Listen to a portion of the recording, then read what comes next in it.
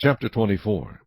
When a man takes a wife and marries her, and it happens that she finds no favor in his eyes because he has found some uncleanness in her, and he writes her a certificate of divorce, puts it in her hand, and sends her out of his house, when she has departed from his house and goes and becomes another man's wife, if the latter husband detests her and writes her a certificate of divorce, puts it in her hand, and sends her out of his house, or if the latter husband dies who took her as his wife, then her former husband who divorced her must not take her back to be his wife after she has been defiled, for that is an abomination before the Lord, and you shall not bring sin on the land which the Lord your God is giving you as an inheritance. When a man has taken a new wife, he shall not go out to war or be charged with any business. He shall be free at home 1 year, and bring happiness to his wife whom he has taken.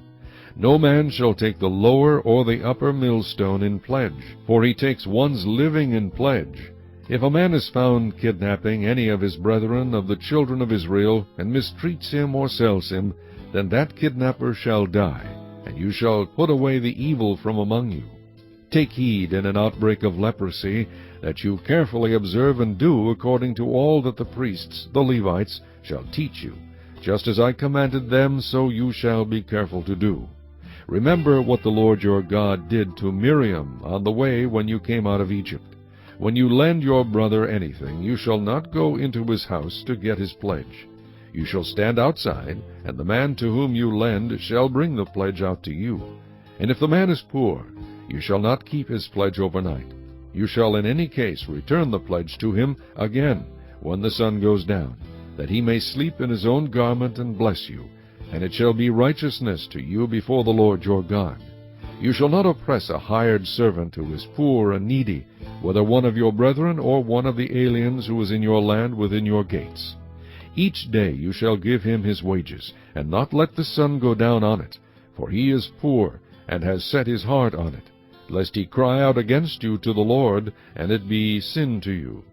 Fathers shall not be put to death for their children, nor shall children be put to death for their fathers. A person shall be put to death for his own sin. You shall not pervert justice, do the stranger or the fatherless, nor take a widow's garment as a pledge.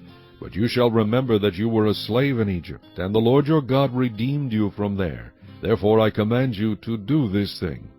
When you reap your harvest in your field, and forget a sheaf in the field, you shall not go back to get it. It shall be for the stranger, the fatherless, and the widow, that the Lord your God may bless you in all the work of your hands. When you beat your olive trees, you shall not go over the boughs again.